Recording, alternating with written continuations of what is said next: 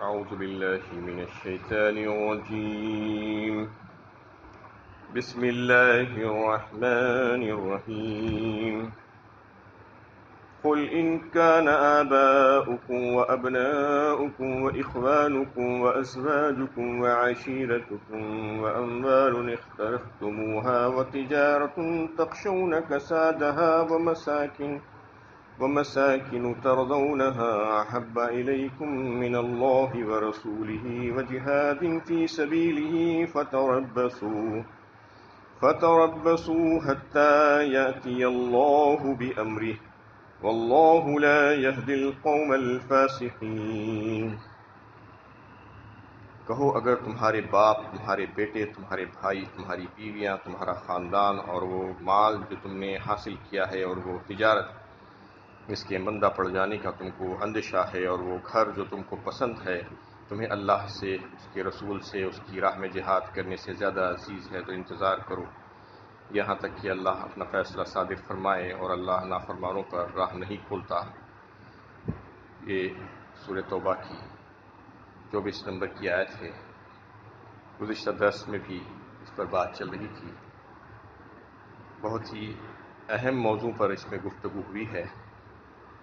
اس اعتبار سے کہ اللہ تعالیٰ نے اس میں دنیا کی وہ ساری چیزوں کو گنوا دیا ہے جس سے انسان محبت کر سکتا ہے. اس کے سارے رشتے ناطے، قریب ترین رشتہ دار، اس کے ماں باپ، اس کے بھائی بہن، اس کی اولاد، اس کی بیوی اور اس کی کنبے قبیلے والے، اور پھر وہ مال جو وہ حاصل کرتا ہے اور کماتا ہے، اور تجارت و کاروبار جس کے ختم ہو جانے سے اس کو خوف اور خدشہ لگا ہوا ہوتا ہے، اور اس کے رہنے سہنے کے گھر اور مساکن اور حویلیاں. یہ ساری چیزیں انسان کے لیے بڑی محبوب ہوتی ہیں. یہ فطری طور پر اللہ تعالیٰ نے اس کے دل میں یہ ساری چیزوں کی محبت رکھی ہے، طبعی طور پر. لیکن بتایا جا رہا ہے کہ یہ ساری چیزوں کی محبت اپنی جگہ، لیکن اس سے زیادہ محبت اللہ اور اس کے رسول کے احکامات کو پورا کرنے کے سلسلے میں تمہاری ہونی چاہیے. یعنی ایمان تمہارا کامل ہونا اس بات پر موقوف ہے کہ تمہاری ساری محبتیں اور سارے رشتے ناطے اور تعلقات رسول اللہ صلی اللہ علیہ وسلم کے محبت سے زیادہ نہیں ہونا چاہیے. تمہارے دل میں رسول اللہ صلی اللہ علیہ وسلم کی محبت اس قدر ہونی چاہیے کہ دیگر سارے رشتے اور تعلقات اس سے کم ہوں. اور ان تمام چیزوں کو استعمال کرتے وقت اس بات کا تمہیں جو ہے لحاظ ہونا چاہیے کہ حکم خدا اور اطاعت رسول تمہارے پیش نظر ہو. تو یہ بات تمہارے لیے بہترین ہو سکتی ہے. اس میں ان تمام باتوں کو، ان تمام چیزوں کو اللہ تعالیٰ نے گنوا دیا ہے. اس کو جو ہے اس طریقے سے سمجھا جا سکتا ہے کہ انسان کے دل میں غیر اختیاری طور پر اور طبعی طور پر بہت سی چیزوں کی محبت ہوتی ہے. جیسا کہ ایک انسان بیمار ہوتا ہے تو اس کو دوا استعمال کرنے یا آپریشن کرانے میں جو ہے اس کی تلخی محسوس ہوتی ہے، اس کو تکلیف محسوس ہوتی ہے. آپریشن کی بعد سے وہ گھبراتا ہے، یا دوا کے استعمال سے وہ جو ہے اس کو پسند نہیں ہے. طبعی طور پر اس کو وہ چیزیں پسند نہیں ہوتی ہے، لیکن یہ سوچتا ہے کہ اس میں سلامتی ہے، میرے لیے عافیت ہے، بہتری ہے، تو اس کو اختیار کر لیتا ہے. یہی چیز اس میں بتانا چاہ رہے ہیں اللہ تعالیٰ کہ احکام الہی کو پورا کرنے کے سلسلے میں یہ ساری چیزیں آڑی آتی ہیں. ان تمام چیزوں کی محبت تمہارے دل میں ہے، غیر اختیاری طور پر اور طبعی طور پر یہ ساری چیزیں جو ہے اس کی محبت ہوتی ہے، لیکن اختیار کرنا پڑے گا تم کو اللہ اور اس کی رسول کی محبت میں ان تمام چیزوں کو جو حکم تمہیں دیا جا رہا ہے. جو بندہ جو ہے اس کو اختیار کر لیتا ہے، انہیں اللہ اور اس کے رسول کی محبت میں ان تمام چیزوں کو کم سمجھ کر، تو پھر وہی کامیاب ہوگا، وہی قابل تحسین ہے. یہ بتایا گیا ہے. ایسے بہت سے مواقعوں پر ہم یہ چیز دیکھ سکتے ہیں کہ دنیا میں بھی جو دنیا کے طلبگار لوگ ہوتے ہیں وہ کیا کرتے ہیں کہ یہ فانی دنیا کو حاصل کرنے کے لیے اپنے سارے اوقات لگاتے ہیں. صبح سے شام تک تجارت پیشہ ہو یا نوکری پیشہ ہو، یہ سوچ کر کہ چند دنوں کے بعد یا ایک مہینہ ختم ہو جانے کے بعد ایک اچھی خاصی رقم مجھے مل جائے گی جس سے مجھ کو فائدہ ہوگا، اس لیے وہ اپنی ساری راحتوں کو قربان کر دیتے ہیں اس کے لیے، صبح سے شام تک لگ جاتے ہیں، اپنی نیند کو قربان کر دیتے ہیں۔ اور پھر جو بیرون ملک جا کر جو ملازمت کرتے ہیں ان کا حال تو آپ کو معلوم ہے کہ اپنی ساری رشتے ناطے فیملیز اور اپنے وطن کو چھوڑ کر چلے جاتے ہیں، وہاں پر کیسی کیسی تکلیفیں اور مشقتیں اٹھاتے ہیں، اور یہ بڑی خوشی سے جھیلتے ہیں، اس وجہ سے کہ ان کو اس بات کا علم ہوتا ہے کہ چند مہینوں یا چند سالوں کے بعد ان کے پاس ایک اچھی خاصی رقم جمع ہو جائے گی جس سے وہ آئندہ اس کو استعمال کر سکیں گے۔ اس کے لیے وہ جو ہے سفارشیں کرواتے ہیں، رشوتیں دے دے کر وہ جو ہے وہ مقام حاصل کرنا چاہتے ہیں، جبکہ ان کو اس سے تکلیف ہو رہی ہے، مشقت ہو رہی ہے۔ تو اس میں بھی اللہ تعالیٰ یہ بتانا چاہ رہے ہیں کہ تمہارے دل میں، تمہاری طبیعت میں جو ہے یہ چیزوں کی محبت ہے، جیسا کہ دنیا کی چیزوں کے بارے میں بھی تم ایسا ہی کرتے ہو، ویسا ہی یہاں پر بھی اللہ تعالیٰ کے حکموں کو بجا لانے کے سلسلے میں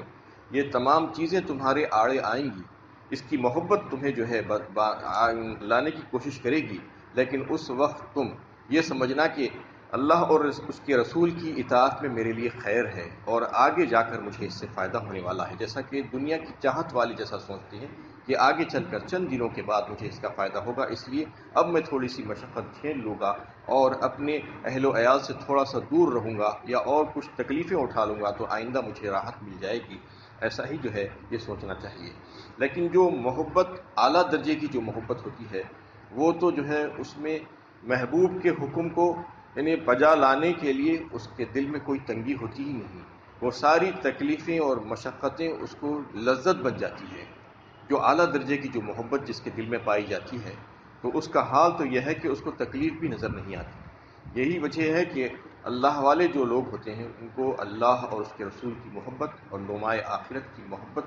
جو ہے اس قدر جو ہے ہو جاتی ہے کہ وہ تکلیف نظر نہیں آتی ان کو۔ اس میں ان تمام باتوں کو بتا کر کہا گیا ہے کہ یہ ساری چیزوں کی محبت یعنی فطری ہے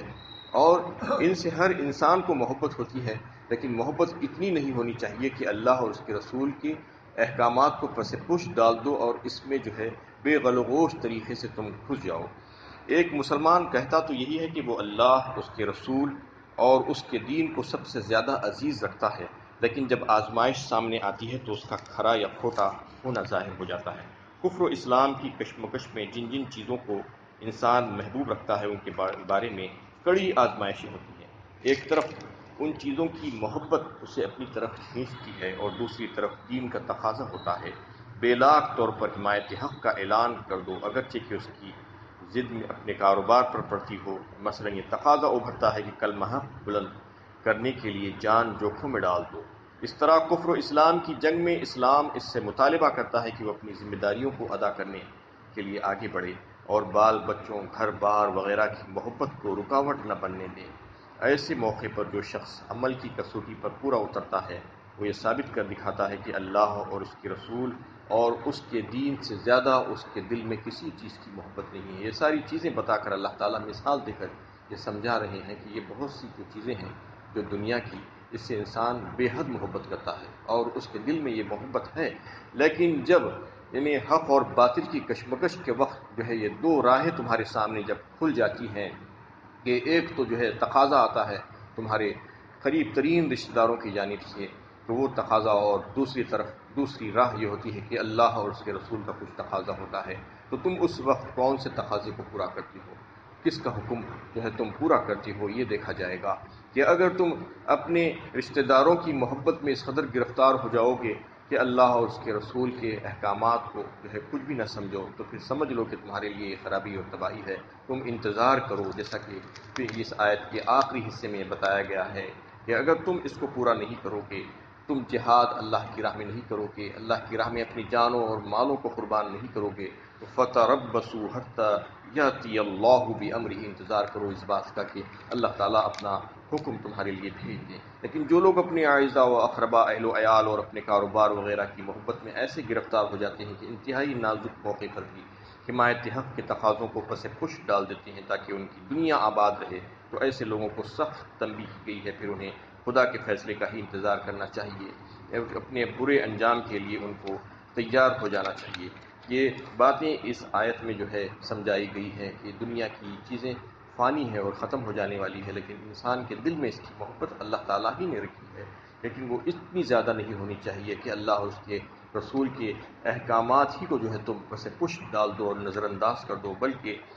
اس قدر اگر جو ہے محبت ہے کہ اللہ اور اس کے رسول کا تقاضا جب آئے گا تو ہم اس کو پورا کریں گے، یہ تقاضے کو پورا نہیں کریں گے تو پھر یہ قابل تحسین ہے، قابل ملامت نہیں ہے۔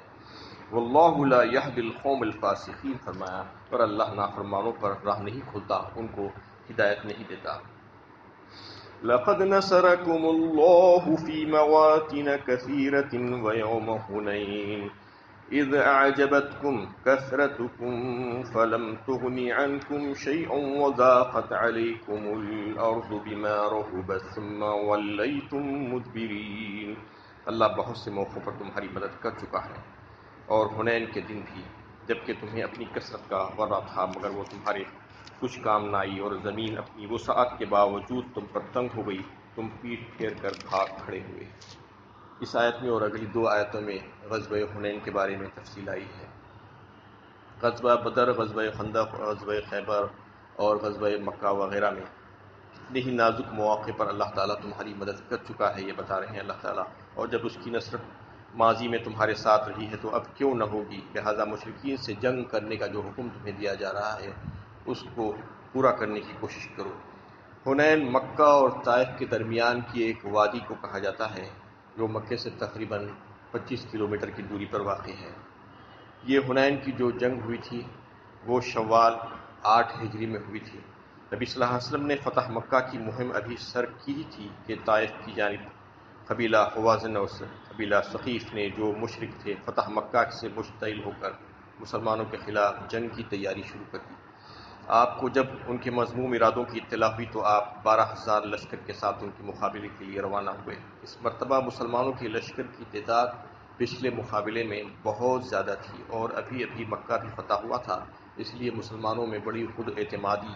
انہیں حد سے زیادہ بڑی ہوئی تھی، جس نے انہیں دشمن کی طرف سے کسی قدر غافل کر دیا، اور وہ بے جگری کے ساتھ لڑ نہیں سکے۔ جنگ میں محل وقوع کی بڑی اہمیت ہوتی ہے۔ حنین کا علاقہ پورے کا پورا پہاڑی علاقہ تھا، جہاں دشمن پہلے سے اپنے مورچے لگا کر بیٹھ گئے تھے اور اپنے سپاہی وہاں پر جو ہے چھپا کر بٹھا دیے تھے۔ یہ قبائل تیر اندازی میں بڑے ماہر سمجھے جاتے تھے، اس لیے مسلمانوں کا لشکر جب وادی سے گزرنے لگا تو دشمن نے اچانک حملہ کر دیا اور تیروں کی ایسی بارش کی کہ مسلمانوں کا لشکر تتر بتر ہو گیا، لیکن نبی صلی اللہ علیہ وسلم اور ان کے کچھ جانثار ساتھی اپنی جگہ ڈٹے رہے۔ پھر جب آپ کے اشارے سے حضرت عباس رضی اللہ تعالیٰ عنہ نے مسلمانوں کو للکارا تو آپ کے ارد گرد سارے لوگ جمع ہو گئے اور پھر بے جگری کے ساتھ لڑے، یہاں تک کہ فتح نے ان کے قدم چوم لیے۔ آیت میں آگے جو ہے اس کی تفصیل آئے گی، اس آیت میں اور اگلی دو آیتوں میں، کہ جنگ حنین کس طریقے سے واقع ہوئی اور اس میں دشمن کا لشکر کیسا تھا، اور مسلمانوں کے پاس کیا کیا ساز و سامان تھے، اور کیا حالات پیش آئے، پہلے کیا حالات پیش آئے، پھر بعد میں کس طریقے سے میں پیترا بدلا، اور پھر مسلمان جو ہے کامیاب ہوئے، اور پھر وہ لوگ جب ناکام ہوئے اور ان کے پاس سے کافی مال غنیمت مسلمانوں کو حاصل ہوا، پھر وہ طائب ہو کر مسلمانوں کے پاس آئے وہ سارے قبیلے، یہ ساری تفصیل انشاءاللہ کل اس پر گفتگو